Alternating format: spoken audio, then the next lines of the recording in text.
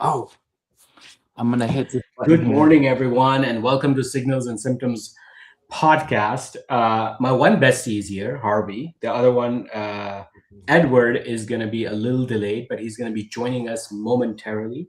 I am so excited that Sonar is here. He runs Hans Tech, and we're going to talk a lot about it.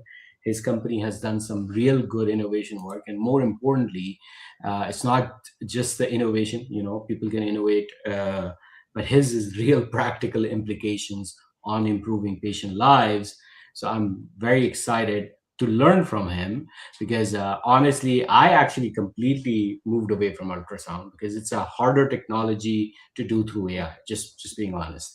So we're gonna learn from him as we go along. As usual, we're gonna go, and this is his company, so that I don't forget. It will be in the show notes. It will be in the newsletter and everything. So FYI, that this is going to go. As usual, I'm going to go with quick updates. And then once we are done with the quick updates, we're going to ask Sonar to introduce himself, his journey, why he created Pawns. And then we're going to move over to ask him the real hard questions that I need to learn as well. He's already excited about it. Anyways, I am. so So Hugging Face released a new framework for evaluating voice agents. As you know, voice agents are becoming more and more faster to actually implement. There are multiple different benchmarks. I told you I love benchmarks because I like to test my stuff in many ways. Unfortunately, medical benchmarks are not that freely available, but this is a very exciting process. By the way, Microsoft, I forgot to add in the recent, Microsoft recently released their end-to-end speech-to-speech complete open source voice agent as well. From tool to team randomized control traffic, clinical AI collaborative workflow. And this is exactly what we have been talking about from the very beginning. Our first podcast was actually all about clinical AI collaborative workflow. And then we're going to get Sonar's opinion on that as well, that how in ultrasound is implementing it. And of course, through our platforms, any imaging service can actually get access to records, get access to prior reports, and then we have a collaborative chat on it. But this is something very exciting. If you want to read some paper today, this is the most important one, and they have actually have some data sets available as well. This is again another paper. We have talked about this global regulatory, and it is kind of thing I think it needs to really improve. I mean, it's insane that I have to go through FDA, then I have to go through European, insane process, and now I have to go through Saudi FDA, and now I have to go through Qatar FDA because they're now planning to have their own freaking FDA, and now somebody is emailing me from China. Hey, do you want to put your model into China? And therefore, I'm going to help you with the regulation. So. And so I don't know what you guys are doing, and we're going to talk about this, but man, it is getting insane for a company, especially as a startup, to actually handle all of this. And I think we need a better global regulatory framework. And this is where Harvey's. And I don't know how much I'm allowed to say that he's going to be able to create what we call a proper governance structure, both in terms of regulatory framework that you're aligned, but more importantly, a clinician backed sort of support. So we're going to see some great news coming in the next few months from Harvey, how he will optimize this for you in terms of ensuring that your models are good. So therefore, global regulatory framework can be actually implemented with people like Harvey's seal on it. So wise mind, a knowledge guided multi-agent framework for accurate empathetic psychiatry diagnosis. Now, I'm going to be very honest with you. This is, first of all, amazing paper and a great research. Again, they were nice enough to actually put their code data set online as well. But the issue really is that our firm utilized diagnostic and static manual, but I'm sorry, outperforms method for both identifying critical diagnostic nodes and having accurate diagnosis.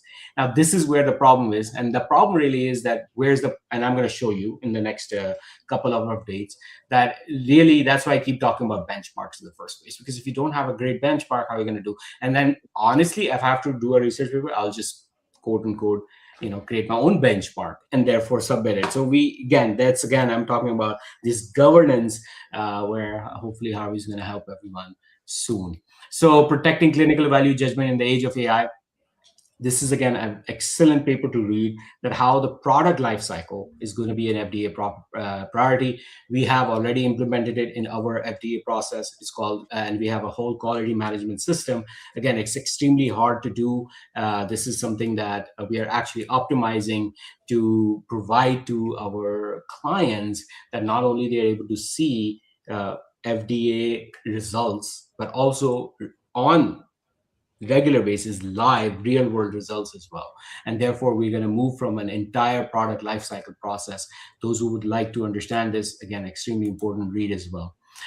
Review for navigating trade-off, evaluating open source and proprietary. This is an excellent article. How you do it, what I'm trying to say is that AI extraction is a big problem. Clinical and biomedical information extraction, and you need accuracy, and that accuracy is very, very, very important. And then the benefit, I personally think that open source models, that we are actually always fine tuning, checking, testing, etc. There's a whole team sitting behind it. But what I'm saying is that you need that process of honestly fine tuning. And then, since I cannot fine tune a proprietary large language model, which I can, by the way, there are processes to do so as well within the OpenAI, in even Gemini or Text AI. But I personally like using open source for that process. How, just look at this, how malicious AI swarms can threaten democracy. The fusion of agentic AI and LLM marks a new frontier in information warfare. Harvey, we're in doomsday again, Interesting read. I like to read stuff, so you know that. I know. Here's Harvey's favorite. He's been asking me to do. So they did create a med open claw, auditable medical image agents reasoning over uncurated full studies.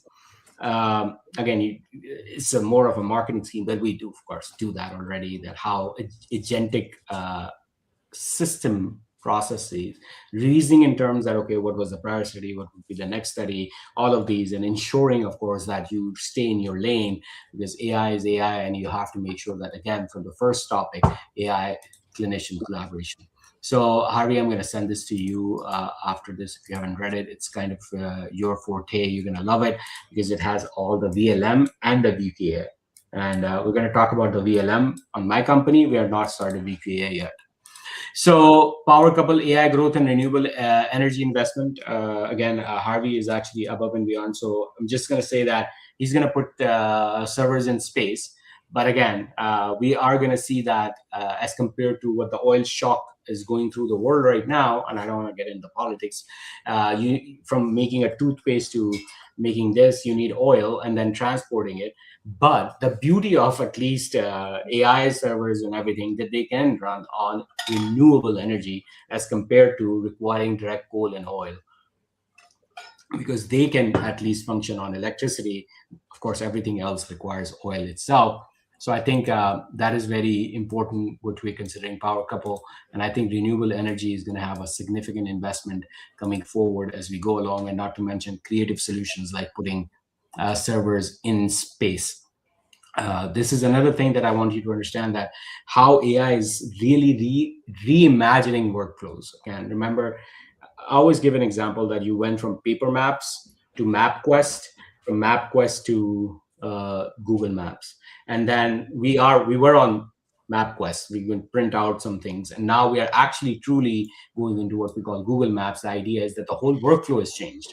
Nobody prints out directions and then sits it in the car and everything. And we are finally realizing the value of AI as we go along. This is something that you have to teach me one of these days, Sonar, because I'm actually looking forward to how you can do quality assessment that is automated on obstetric ultrasound, which is again kind of important, that because the first step is quality assessment. This is so important. I don't know if you notice, ultrasounds are becoming cheaper, and then more importantly, since ultrasound are becoming cheaper, then it requires training, and how one of the portions of training itself is to have quality assessment. And if it's automated, that's great at the point of care. This way you get the best images. This Latinorizes AI medication approval platform. Again, we're seeing that back office operations are still gathering a lot of steam as we go along. And this is the last one. And this is really scary. I'm going to show Guri's tweet here. Holy shit, Stanford just proved that GPT-5 Gemini Claude cannot actually see.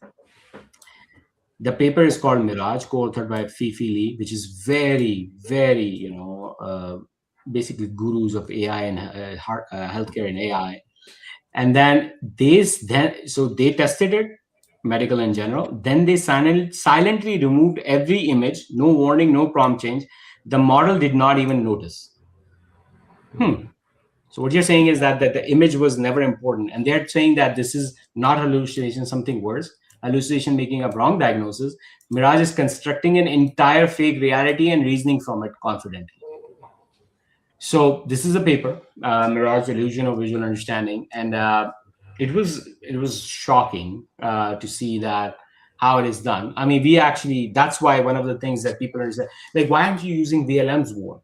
That's why, because I want vision only model to look at the freaking vision, push that findings into a language model, and then look at the language. That is why I had this process, and people don't understand why this was important. Anyways, that's why I did it. And they were actually able to say that they just trained a 3 billion parameters that was actually beats radiologists, while not even the word hallucination is a new word that we have to use, add in our vocabulary. Now it's called miraging. So this is something that, of course, we're going to learn from our guest Sonar, that how things are going to change in the future. And then lastly, of course, we're going to go ahead. So without, you can unshare my screen. Again, Sonar, thank you very much for coming. I really appreciate it, and grateful again for your time. And as usual, truly impressed by what you are doing, what your company is doing. Start with your story. Who are you, and why the hell are you doing this crap? I'm just kidding. What drives you? Because that's really where, us founders like Harvey, me and you, what ticks. And then once we have that, we can move on. Yeah, sure. And first of all, thanks for having me. Like, it's really fantastic to be here. So yeah, I mean, I'm Sonar, so one of the co-founders at Pawns with my brother. We are twin brothers, actually, so we don't look alike. Oh yeah, we are twin brothers, and he is also a prof at the radiology department, leading the AI labs. Former Rutgers academic guy, and then also still doing something on Rutgers, but also at UBC Medical School. And the thing is basically, first of all, the reason why we started is we 10 years ago we lost our father because of late diagnosis, and then 1 year ago our aunt passed away again because of late diagnosis of breast cancer, which could be avoided. Like, she was 57 years old, and everything happened in 1 year. So it's moving really fast, and it's like, the thing is that it's not only personal, it's happening a lot recently. So we have been doing a study with a hospital, and we're seeing basically some of the patients' information, and basically not the personal information, but age. And there are right now a lot of women age 30, 35 having breast cancer, which is extremely young. And what my brother was focused on is basically, okay, ultrasound has these enormous potential, because one, as you said, it's extreme. It can be extremely mobile. It can be extremely small. You can use it a lot of times a day without any side effects. But the biggest barrier was the low image quality, which was the biggest barrier. And saying that, okay, can we use ultrasound for preventive monitoring, and then targeting early stage high risk group of people and population.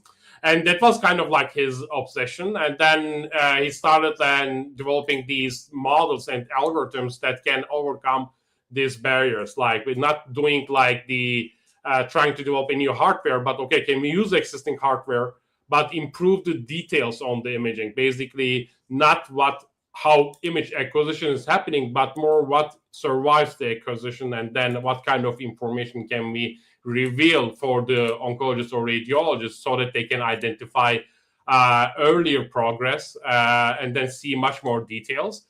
And then basically we kicked it off in 23. So, and right now we have 6 patents in the field, and our main focus is how we can basically bring ultrasound to the mass market with AI, and then use that technology specifically for preventive monitoring, and then reaching out to to communities that are not able to go to the hospital, like minorities, low-income families, and then use this technology for early diagnosis and help radiologists, not to replace them or not basically be better than radiologists, but more helping them to identify certain structures much more easier, much more faster.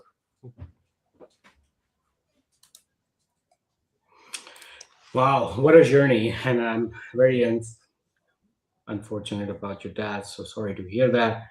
And I completely agree. The two major issues that you have just pointed out. Number one, of course, is the image quality, which again I'm going to distinguish between image quality in terms of technical versus image quality because of acquisition issues.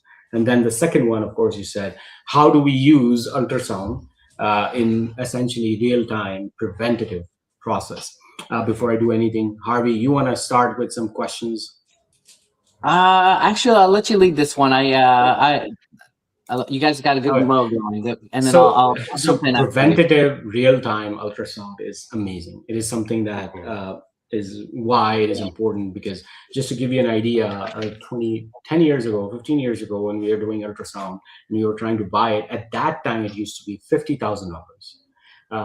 And that was like, I don't know what it is in today's money, but now ultrasound is basically available for $5,000, even less, I believe, on Amazon for anyone to use. And these are very good quality. I've just personally used it. We I could not wait. I just bought my own, put it on the heart. If there's a subarachnoid hemorrhage, do I see Takasubu or anything like that? So we are physically using it and not waiting for the whole process, right? The image and the cardiologist. In the meanwhile, the brain is going to explode, for God's sakes. So what I'm saying is that we have seen that, and then this preventive part we're going to come with. First, where the pawns comes in is especially that image quality, and more importantly, how do you improve the acquisition signal as well? So talk more about it, what you do, what this technology does, and then how do you see it moving forward in the future? Yeah, sure. So one of the things that we do differently is basically there are a lot of companies, like image segmentation is not new. So they're like, especially in radiology, there are a lot of companies doing image segmentation, automated measuring, pointing out, or like doing the color coding, everything, not only on ultrasound and CTs, MRIs as well. So, but when it comes to ultrasound, there is this huge problem, which makes it difficult, as you said way in the beginning, like, it is, first of all, it is extremely user dependent. It's not automated. Like there is still extreme manual process. So either holding the probe or moving it, or like doing different settings, like either it's frequency level or others. So, and that is also like making it much difficult, because like it's not like a stable output. So not every device or every technician is generating the same kind of image. So, and usually when you do image segmentation or like doing some AI on ultrasound, most of the companies are more focused on later stages, which the lesions or like tumors are big enough to do a segmentation or to identify that part that is whether it's malignant or benign. So what we do differently, that is also one of the patented parts, like we do basically use the frequency level dynamics of ultrasound. So because at the end of the day, ultrasound is RF frequency technology. So it sends some frequency level, bounces back, and then you see the image. So what we do is like we said, okay, instead of trying to do something on the image, how about we do something on the frequency level? Because that is kind of like, it's like a person seeing another person. So we as human, we see you, I see Harvey, I see you. Even if I don't see any color, I will identify you as Harvey and as you're not. So I don't need like details. So it is the same idea. Okay, can we identify the shape and the surrounding of those lesions, not like only like showing something there, but more revealing the features, because we can basically use that information and then reveal those features on very early stages that are not visible at all in ultrasound imaging. That's also one of the things that we are saying. You can only say, I will bring ultrasound like in a decentralized way to be used in the mass market if you can target that stage. So because that is the stage that doesn't need to come to the hospital all the time, but that helps frequent monitoring a lot for early diagnosis. So our system, like, it is, first of all, it is device agnostic, so it works on any device. It doesn't need like you buying any or upgrading your existing devices or ultrasound, either is point of care or card-based system. It can be like a 20-year-old system. It doesn't need to be the brand new ones.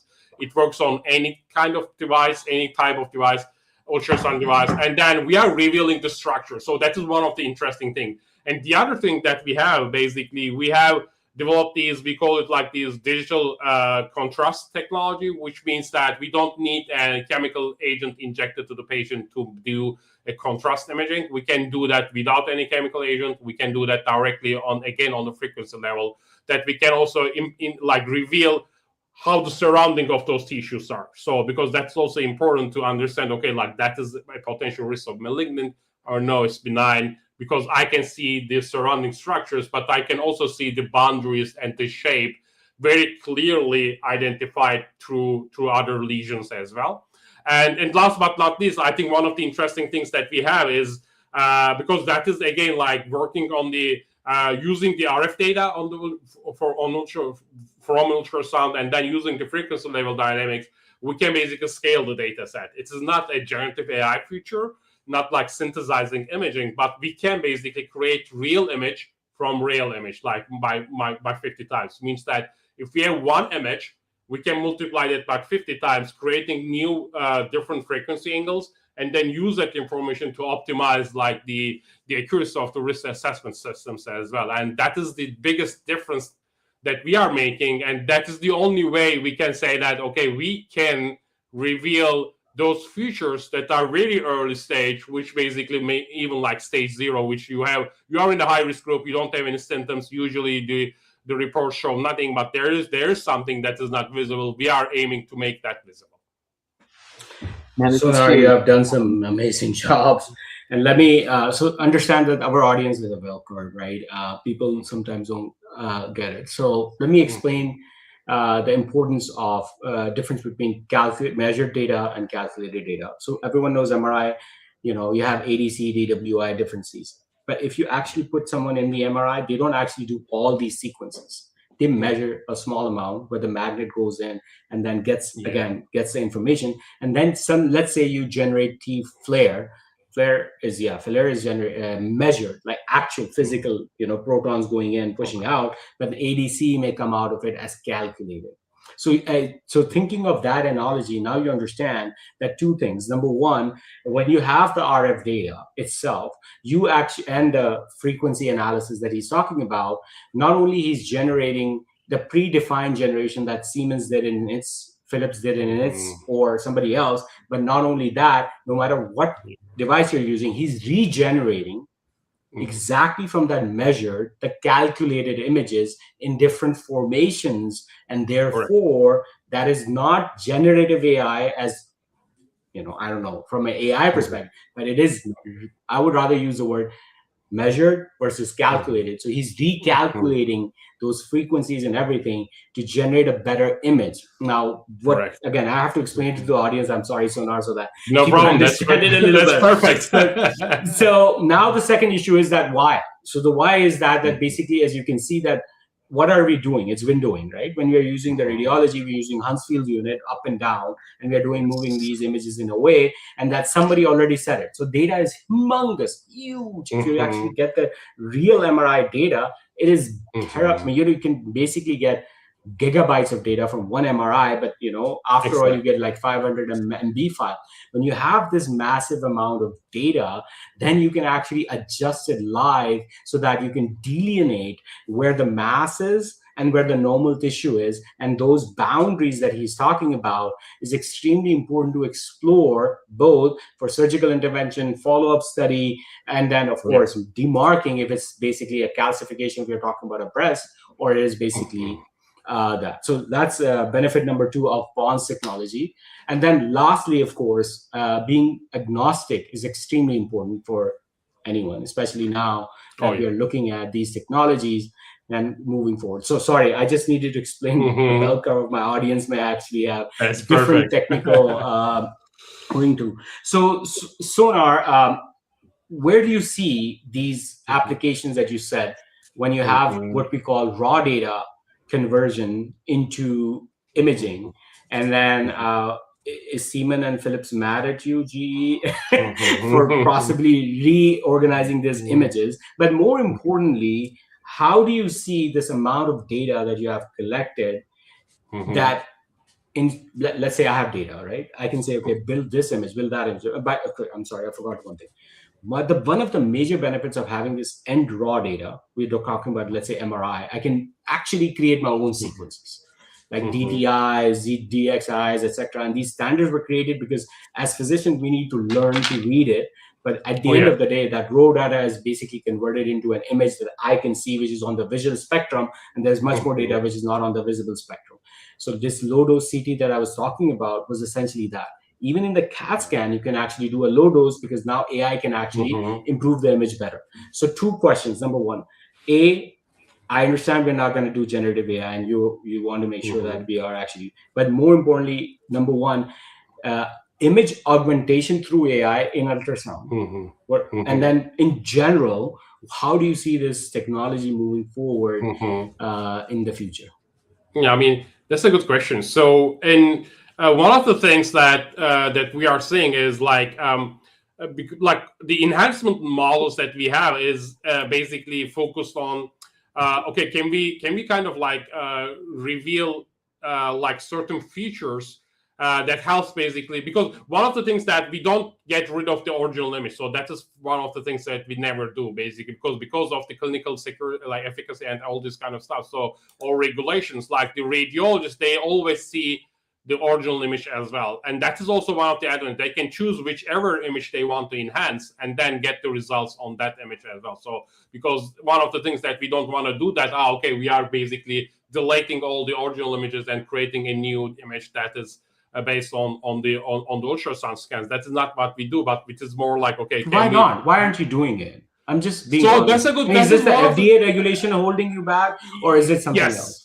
Yes, that's the FDA regulation, but also like kind of, and also like feel like basically like giving the feeling that it's to the radiologist that okay, like it's not something that they will basically be asked for or something like that. They will still have their original data as they used to, because we don't want to change anything on their existing flow.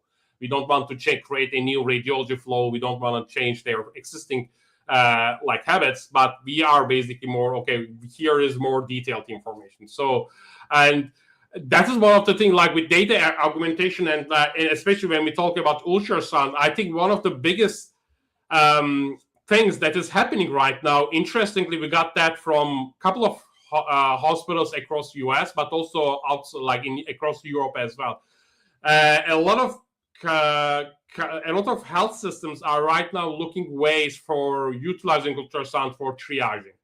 That means that, okay, like can we use ultrasound not in the hospital settings for regular things like either fast scans or others, or just regular scans, but more can we use it outside the hospital settings and then reach out to those people that are, as again, like in a certain group, but the user will be a nurse, for example. We cannot send every technician on the field and do the scan, but the user will be a nurse or a caregiver, basically a novice user. And the expectation is basically just to a swipe. So, okay, like I'm going to a population, like for example, for liver or lung, just do the swipe, because that will help in our system. What we are saying that, okay, you just need, it doesn't matter if you over tilt it. It doesn't matter if you move a little bit faster, not too fast, of course. What we are saying that if we can enhance it so good that a novice user is collecting the data, and then like the radiologist or the technician will look at it, and then they will prove that, okay, like that is as good and as acceptable as it's done in the hospital. That will create this enormous distributed and decentralized imaging network, because then you will be able to reach all those people, and with the help of the software, then with the augmentation and enhancement, we will basically show all this information that was never collected before, which means that how a certain disease moves from a high-risk stage into an early stage. That in-between gap is so huge right now. All of a sudden, you have data on, as you said, like stage 2, 3, 4 patients and like healthy people. But what happens, like how does that move from a healthy to a kind of like early stage? That is a big question and gap. And that is a huge valuable to understand how we can prevent that progress. And that is, I think, the biggest change that I am seeing. The acceptance of that is happening really fast right now, like, which means that, okay, like an ultrasound can be used anywhere, anytime, by a health professional, like by a nurse or caregiver. That will make a huge difference in how we call this preventive care or like care. So from a clinical use perspective, regular radiology workflow, number 2, triage, which is the new one that Sonar's technology is basically enabling, which is interesting. His name is Sonar, and he's talking about ultrasound. Yes, I know. And then the last one, which is very important, which you're going to come about the new workflows in terms of image analysis for preventative care. And we're going to talk a lot more about it. But my bestie is here, Edward Marks, and then he always talks about, change management. And then you remarked that there are two basically, essentially, rate limiting factors. One is FDA regulation, which honestly, we're going to partner, we're going to bring it to, create FDA real world evidence and hopefully go through that. But the change management that the radiologist is so used to seeing that 4-chamber view, then the atrial view, then the atrial migration view, you have no idea. I mean, you have to go through those series and then they have to finish the reading. I'm not talking about just this is cardiologist, finish the reading of that particular echocardiogram in 3 minutes. Otherwise, what's going to happen. So, Ed, what his technology does is that it literally taps into the radio frequency and variation of the frequency itself, and then it can generate the new images, which are non-standard potentially. But then the FDA is one thing. Assume that FDA is done. How do you help clinicians adopt this technology? Like we do, by the way, we do segmentation. We have so many different radiology tools, measurement tools, etc. Measurement. And everything. We can potentially create a complete new system in ultrasound of, I want this particular kind of image because it is my whole population is severe atrial stenosis, and therefore I need to decide if I'm going to go through the procedure or not. So how do you I'm just going to be honest with you, Sonar is right. Radiologists' behavioral change is going to be even a bigger problem than FDA. Thoughts on Ed and Harvey? Questions to you. I know I ask harder questions to my besties, and we're going to come to you then. I'll jump in real quick. So first of all, thanks for coming, man. I appreciate it. In full disclosure, I've been working with Sooner here for, 2 years now, 3 years. I don't know. It's been a bit. It's a bit. And then also in full disclosure, I also invested when I first met the company. With that said, what drew me to the company is, as a physician, I thought, oh my gosh, I've been told multiple times, hey, I need a line over here. Can you help me? Let's do ultrasound. And when I went through residency back in the day, we were taught how to do ultrasound. And when I saw the ability of giving this tool to a nurse, to someone that wasn't trained, I thought, oh my gosh, educational access for IVs, like I was mentioning. But then looking at it from an AI healthcare preventative point of view, I thought, oh my goodness, if this could be at the local CVS where I, as a physician, like, hey, swing by the CVS, get this ultrasound done, then we all know that the future of medicine is going towards the home, meaning the hospital, there's no need in the future to be going to the hospital. The more that can be done at my home, the better. So if I could get this thing shipped to me and I'm like, okay, nice, I can do my ultrasound, I can follow my blood clot. There's different things that'll start going more and more to the house, decreasing the price of medicine. And then the other thing I do after Ed goes, I'd love for you to talk about the mammography stuff you guys are doing and the latest study that you did, because that literally blew my mind and I was honored to be part of that. Ed, I'd love to hear your thoughts. Yeah, Ed, two things that came most quickly to mind. One is always finding that clinical champion or business champion. You probably need both. So it's one thing to have a great idea, and we all know that this is how it works all the time. So I'm coming from the point of view of a health system, our hospital, is who's that champion? So I can get pretty excited about it, but the more champions you can get. So if you're a non-clinical person, obviously you're going to want to find the clinical champion. If you're a clinician, you are going to have to find your counterpart, right? And come up with a dyad situation. And that's the only way that I've found to be successful is if you come at it from either clinical only or business only, it's not going to happen. So find that dyad and then you do some experimentation. You know, if you wait for the big picture, if you wait to do everything perfectly right, it never happens. So you've got to do some skunk work. You got to like allow stuff to happen on the side, right? Which most CIOs won't do. And they're like, oh my gosh.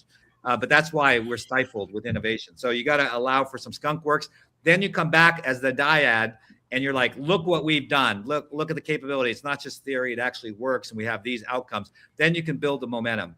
The second thing is you're partly disrupting, and like where Harvey was going, you could lower the cost of medicine, but oh my gosh, you got to follow the money.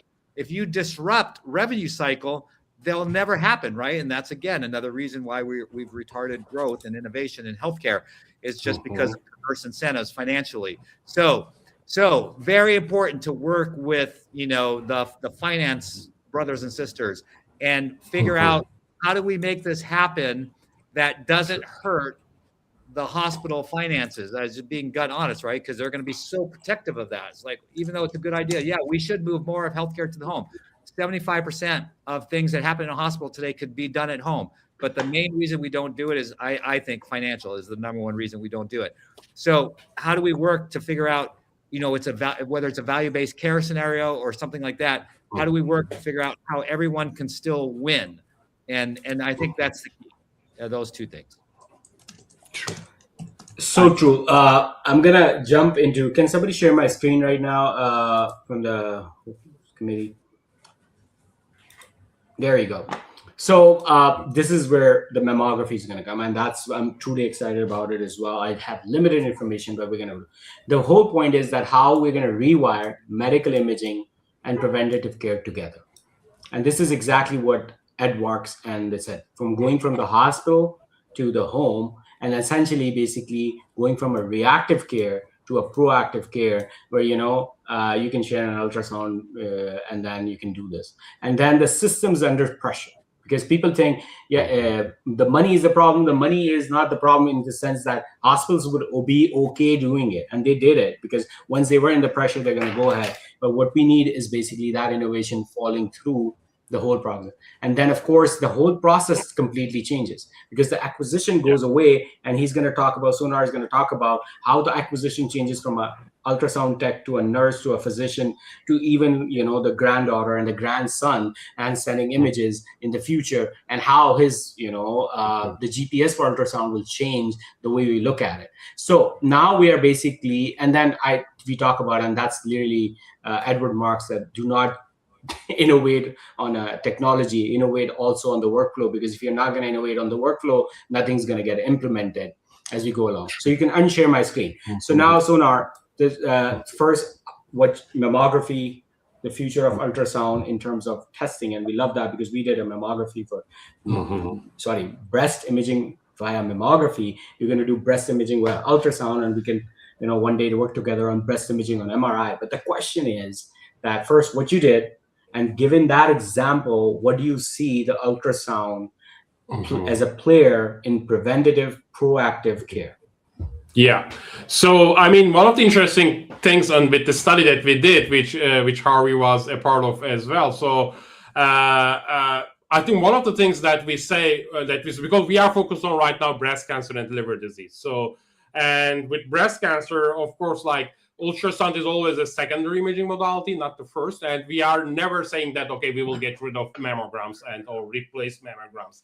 That will never happen. But one of the things with mammograms is also that what we see is, which is also affecting ultrasound as well, if you have a dense breast tissue. So that's always a problem on mammograms. So what we saw is basically, because one of the advantages that we have, which is our system is device agnostic, but imaging modality agnostic as well. So it means that it also works on mammograms. So one of the things that we have done during that study is basically, okay, what happens if we use our system combined with ultrasound and mammogram? So because and another thing with mammograms, you cannot do it a lot of times in a year. You can only do it once because of these ionizing and other features.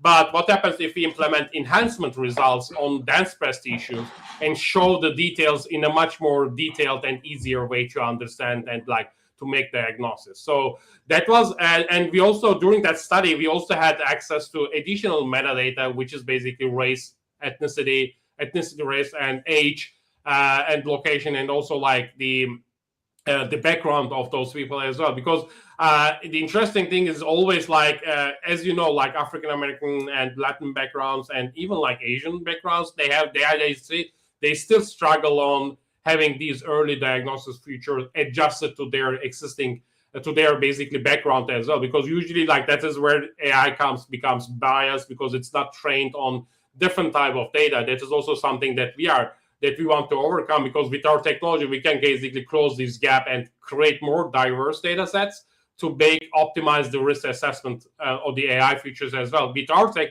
with the study that we had, we achieved 64% improvement on the AI accuracy for early stage diagnosis. It is like a huge improvement.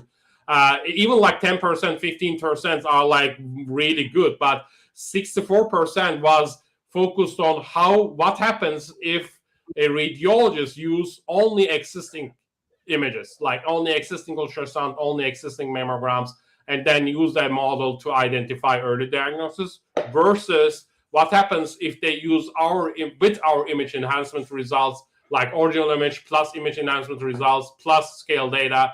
And it was like a big difference. So that was one of the biggest interesting outcomes on the study, that the 64% improvement, because with that, we can clearly see that, okay, that is like becoming something like moving towards being malignant, but not because at that stage, it was basically really not visible and understandable. So, and another thing, what on the radiologist side is basically they are interested in three things. Okay, can we reduce the read time? Okay, can we optimize the read time? Instead of looking at the image like 3, 4, 5 minutes, can I with the enhanced results, can it like in 1 minute or 2 minutes, I can see much more difference. That's one thing. And the second thing is also like, can I prevent like these rescans or like these re-follow-ups? So because usually with ultrasound, it's always like these follow-ups. Okay, we need to, even I heard a story that for one woman, it took 1 hour to do those ultrasound scans on breast, because she had dense breast issues. It took her 1 hour to complete the ultrasound. And that is something that we are trying to overcome. And third, improve the biopsy rate, because right now it's still 1 out of 8. So, and the interesting outcome is like combined with ultrasound, like what we are saying that, okay, like what happens if we do every 3 months like these at-home scans, or like in a like our reset, for example, in a pharmacy, in a corner, medical imaging corner. What happens if we do every 3 month scan, just like these 10 to 15 minute scans, and then use that data combined with mammograms? Then we can reveal basically like, okay, those kind of like those type of like breast tissues or like or ethnicity, is the disease progress is happening this way. That can also, coming back to the revenue cycle, that is also opening much more new revenue cycles for health systems, like, because then they will reduce these unnecessary admissions, but they will improve like the basically new revenue cycle from these remote triaging or remote monitoring. The interesting thing, we also did like a really big study, like a survey study with women, about asking them, okay, like how you feel about these kind of like, okay, when you can have like a scans where you want. So, but it will not be covered, for example, with reimbursement or with insurance. And the interesting outcome was 85% of those women said they would rather pay out of pocket instead of going to the hospital, trying to make an appointment, losing time, or like either going to the hospital, coming back. That is so interesting, because that's also like combined, like kind of matches the like what the future is happening. And that is also where we say that, okay, like ultrasound can make that difference with this decentralized approach. Actually, next week, I think Ed is going to be available, and it's just going to be 3 us besties, and we're going to basically talk about what we call concierge medicine. and the Yes. rise of the med spa, the rise of the radiology assist, which is basically cash pay imaging, whole body MRIs, etc., and how that is really disrupting the whole revenue cycle of the hospitals itself. Because honestly, I would rather just pay cash than even calling and sitting and making sure that I have to still do the copay and everything. So it's just the annoying process, and we're going to talk about that next episode. So just for my audiences and everything, so the bulk of the problem statement was to improve image quality for improved detection and diagnosis. Yes. And the idea behind it is that the way that he has achieved that is basically that understanding, number one, decreasing three important things. One is image enhancement, which is already done, but image enhancement at the level of or basically controlled for race, ethnicity, breast density. And then last thing that he has actually controlled for is the operator itself, because then even if you have a less experienced operator, Yes. the image enhancement can improve the overall outcomes. And not to mention, of course, 5,000 ultrasound, you can basically create your new startup, save lives, because again, all lives are important, but mother's life are the most important, just being honest. Harvey's a mama's boy, I know for sure. So what I'm saying is that so am I, so everyone is. What I'm saying is that you're going to see that this is going to go into the process as well. So Ed and Harvey, do you think that these kind of technologies are going to be only cash pay, or you're going to see that insurance companies actually, quote unquote, incentivizing everyone by demonetizing these kind of preventative cares in the hospital and saying, get it there because it costs me less? So it's a very different dynamic we are in. So Harvey and Ed, thoughts on that? I'll let Ed lead on this because I know this is a good one. And then after that, I'd love to see what you got to say. I want to jump in, but I want to hear it. I mean, I think it's similar to my last comments, that it's the way. Okay, first of all, we want hospitals and insurance companies to also support us and everything. So I just want to it's the way, and again, I've said this before in this program. I'm definitely a capitalist, and I'm definitely pro democracy and everything, how we run our country, and so. But the way that we finance healthcare stifles innovation and is the killer of people, and creates less than ideal experiences. So it's really frustrating. I was hoping that value-based care would, but it's been slow to adopt, and there's good and bad with it, and then usually it's such a carve out that it's really not covering entire populations for everything. That's almost what needs to happen, like a blue zone for value-based care. So I'm staring out the window at Three Rivers Stadium, I think that's what it's still called, in Pittsburgh, and I'm just thinking, like, maybe I got like a big city and do something like this. But again, just the way we're organized makes it hard to do any of this. So I'm trying to answer your question, Junaid. But until we align incentives and truly put the patient at the center, I don't know how this is going to work. And so, is it going to create this combativeness? Probably. And so, the payer might think, wow, I could get this a lot cheaper. But then when they do a move like that, that move is going to be countered by the hospital to displace the insurer somehow. And so that's, all these fights that always happen. And you see this all the time where there's these grand announcements like X hospital, we're no longer working with Y insurance company because they are bad people. And then Y insurance company, literally billboards and press releases on this stuff. It's just crazy. But who loses? It's the patient loses. And then it increases, the cost of healthcare overall. It's just crazy. So, man, I don't know that I have a solution other than I would love to see value-based care more holistically adopted, making those hard choices. But like, how do you, if you do a value-based care with one insurer, obviously hospitals work with multiple insurers, then, where do you say, oh, well, for this, we're going to push everyone to the home. But if you're this patient on this insurance, no, you're going to still have traditional. See how it makes it so hard, why these decisions are so hard and have kept us from growth.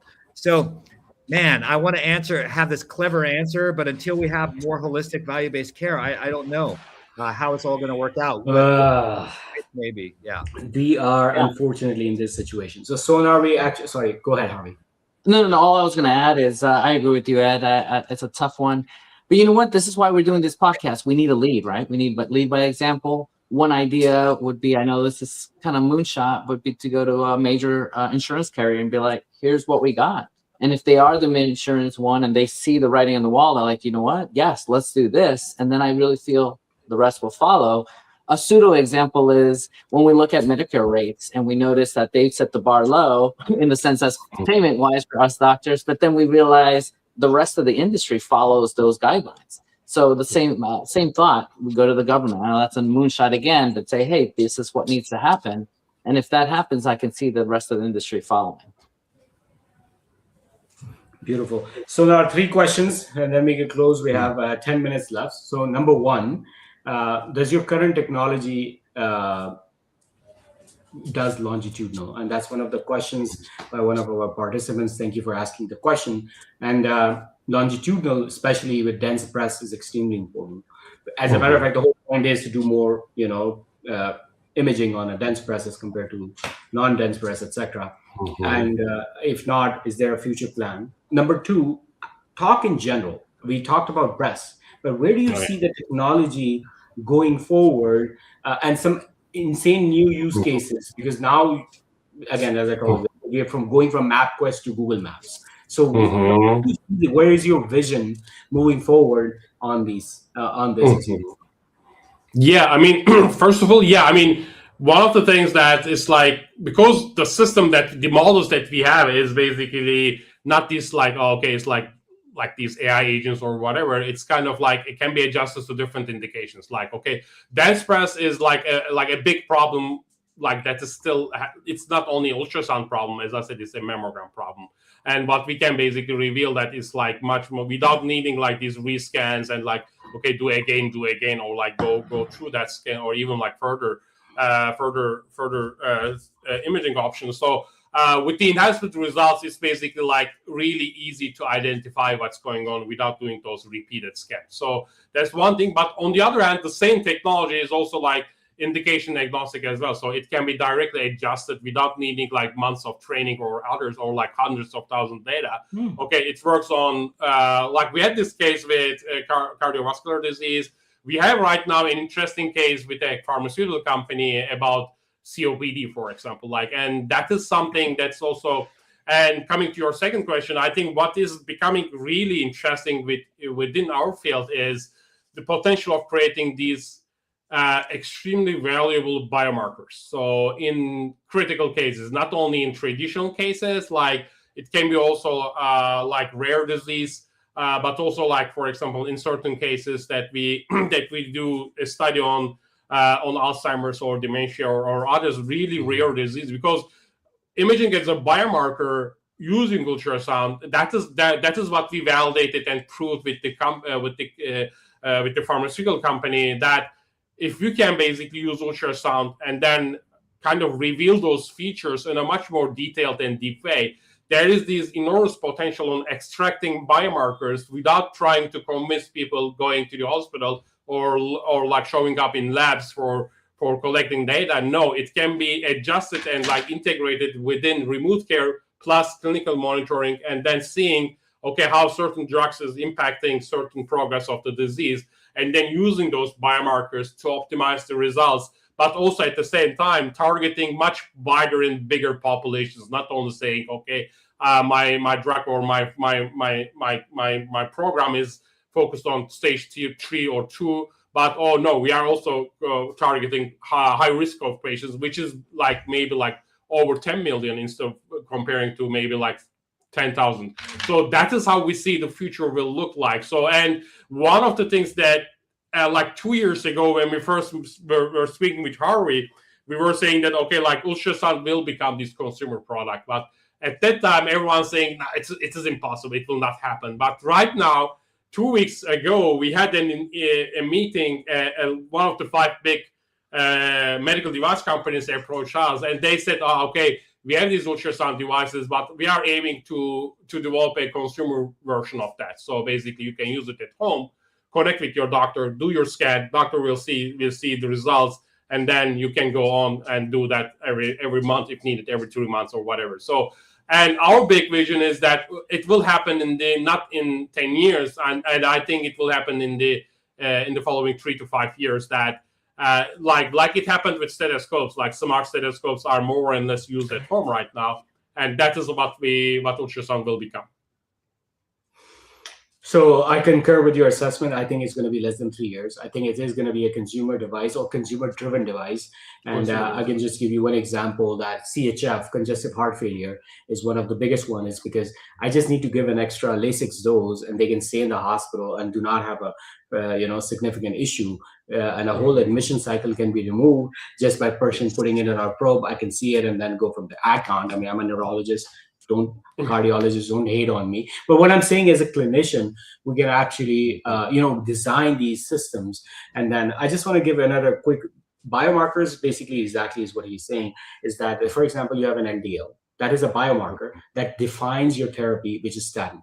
What Sonar is envisioning in the future is basically imaging biomarker, which is, let's say, an LDL for everyone else, that can actually personalize, and that's where Harvey comes in, is to be able to personalize the biologics or the insane amount of new insane oncology treatments that are coming, and then you can literally adjust the dosing, if not the formulation, on a weekly basis while you're sitting at home. Insane what we are looking at, and that's one of the questions, that exactly it is that we are transforming ultrasound from episodic images into a longitudinal predictive sensing platform. That's exactly what Sonar, and thank you for asking that question, that Sonar has actually alluded to, that we're going to see that technology is moving forward significantly different. So Harvey, Ed, last question from you guys, and then we're going to close. Sunu, real quick, what do you think, big picture, what's the one thing you think your company is going to do for healthcare in the future? I know that's tough. What do you think will happen?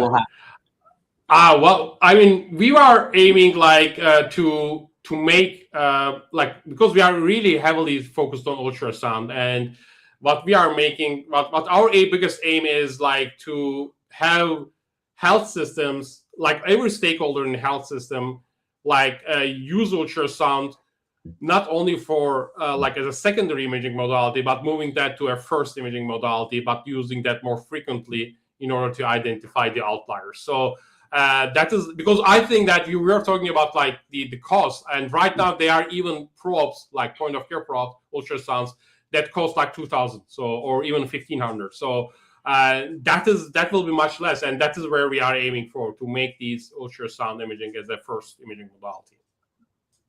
Awesome. So now, amazing. Thank you so much. We're gonna connect offline. Very grateful that you came. If you have anyone else that you would suggest to come to this podcast, we will bring them on. Thanks to my besties as always, Ed and Harvey. By the way, I forgot to share my picture. We were able to meet in Dallas. Yes, a real rare sight.